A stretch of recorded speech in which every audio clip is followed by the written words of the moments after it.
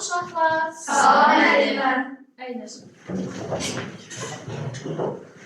Artıq dövlət bayramları xüsusi günlərin siyahısına yeni bir gündə əlavə olundu. Bundan sonra Azərbaycanda 20 sentyabr Dövlət Suverenliyi günüdür. Ölkə prezidentimiz Cənab İlham Əliyevin imzaladığı sərəncama əsasən 2025-ci il Konstitusiya və suverenlik ili kimi elan edildi. Gəlin görək suverenlik nədir? Azərbaycan dili lüğətində suveren tək hakimiyyətlik deməkdir. Sovereign isə ingiliscədən, kökü qədim fransız dilində super, mütləq hakimiyyət, üstün olmaq deməkdir. 2023-cü ildə Azərbaycanda baş verən antiterror əməliyyatları nəticəsində Azərbaycan ərazisinin ərazi bütövlüyü təmin olundu. Məhz bu hadisədən sonra ölkəmiz Azərbaycanın bütün torpaqlarında tək hakimdir. Özü müstəqil qərarlar verir, kənar müdaxilələrə yol verilmir. Bu da suverenlik. Suverenliyə bir nəzər saldıqda dövlətimiz üçün əhəmiyyətli nədən ibarətdir? Suverenlik dövlətimizin tarixini anlatır. Suverenlik hər bir xalqın arzusudur, böyük arzusudur, böyük armağanıdır. Konstitusiya isə dövlətin idarə olunmasında işlənən qanunlar toplusudur. Ən ali qanunlardır. Suverenliyin bərpa olunması böyük bir qəhrəmanlıq dastanıdır. Suverenliyin bərpa olunması tarixi qəhrəmanlıqdır. Çünki bu günü qazanmaq üçün dövlətimiz, xalqımız uzun illər çətinliklər çəkmiş, məşəqqətlər yaşamışdır. Bütün bunlara qalib gəlmişdir.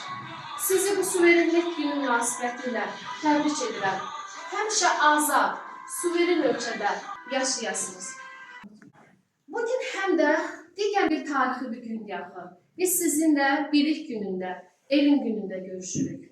Təhsil hər bir millətin gələcəyidir. Ümummillilidir Heydər Əliyev. Bilik günü Azərbaycanda və dünyanın bir sıra ölkələrində yeni tədris ilinin başlandığı bir gün kimi qeyd olunur. 2004-cü ilə qədər bu tarix 1 sentyabra təsadüf edirsə, ölkə prezidentimiz Cənab İlham Əliyevin imzaladığı fərmana əsasən 15 sentyabr tarixinin keçirilməsi qərarı alındı və bilik günü kimi qeyd olundu. Bilik günü birincilər üçün də əlamətdar gündür. Biraz öncə məktəb həyətində birincilərimizin bu günü necə qarşıladığını öz gözlərinizlə şahid oldunuz. Qarışıq duyğulu, ürkək, həyəcanlı, coşqulu bir duyğularla başladılar. Bundan sonra onlar hərflər öyrənəcək, əlifba ilə tanış olacaq, şeirlər öyrənəcəklər. Ən önəmlisi budur ki, ilk zəngin sədası ilə yeni bir həyata, məktəb həyatına qədəm qoydular. Tarix boyu elm öyrənmək, bilik öyrənmək, onu tədris etmək müqəddəs bir peşə hesab edilir. Elmlə məşğul olmaq İslama görə də Allaha ibadət qədər əhəmiyyətlidir. Əziz Peyğəmbərimizin elm haqqında, təhsil haqqında yüzlərlə hikmətli sözləri, saysız hesabsız hədisləri də vardır. Dərin elm sahibi olan Həzrəti Əlinin də müəllim haqqında dediyi kəlamı da yəqin ki xatırlayırsınız. Mənə bir hərf öyrədənin qulu olaram, köləsi olaram söyləmişdir.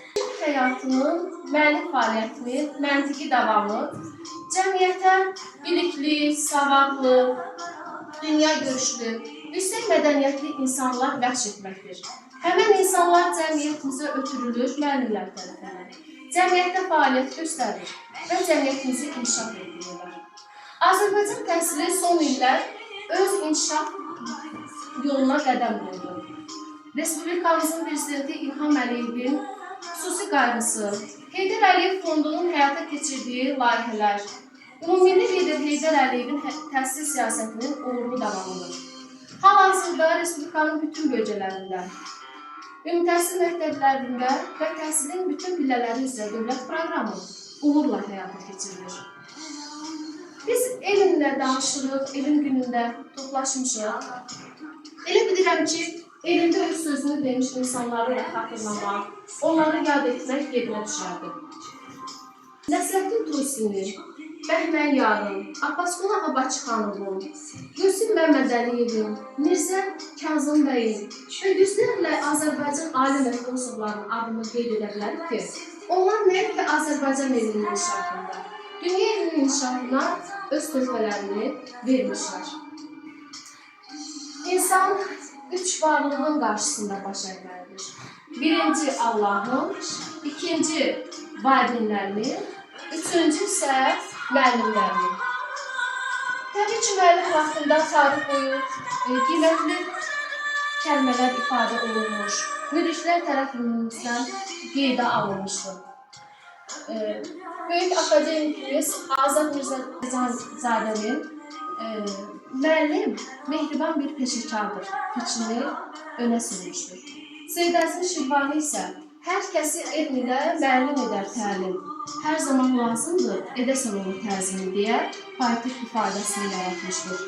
Hüseynqulu Ərəblinski isə müəlliminin həyat təzimi, onun qeyrinin aşağı görən şagird ondan heç bir şey öyrənə bilməz demişdir.